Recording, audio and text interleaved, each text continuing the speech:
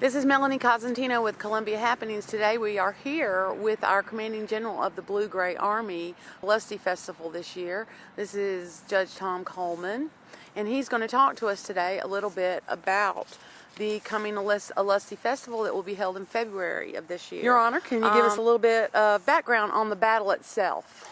Well, the battle itself was fought February the 20th of 1864. Actually over in Baker County, out around Ocean Park. Federal and Union troops were ordered into Jacksonville and to move inward into Florida, attempting to cut off the Confederate supply lines, particularly for beef and for salt. And about 5,500 troops were sent in from Jacksonville, and as they made inroads in toward Florida, moving toward eventually where they thought they would wind up in Tallahassee, word got out to Confederate troops, and about 5,000 Confederate troops met them out there.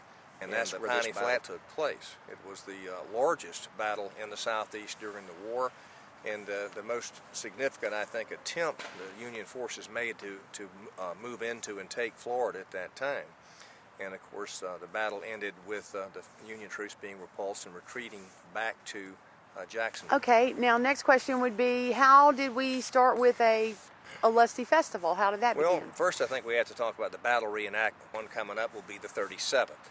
And after that had been reenacted for a couple of years, some local citizens saw a need for a festival to promote interest in the battle reenactment, to make people more aware of our history, and to do some good things for the people of Columbia County, such as attracting outside interest and tourist dollars into the county at that time. And what is your involvement with the festival? How long have you been involved? Well, this year it'll be my honor to serve for the 4th time as Commanding General.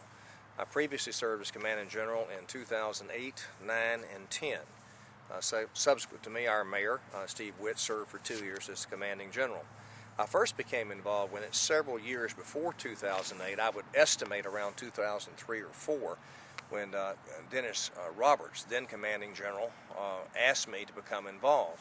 And at his invitation, I began attending the meetings and realized what a great committee it was and what a good job they do for the people of Columbia County and Lake City, and became interested in it and said, yes, this is definitely something I want to be involved in. And after several years of working on the committee, I was asked to be the Commanding General in 2008. General, it's called the Blue-Gray Army? Right.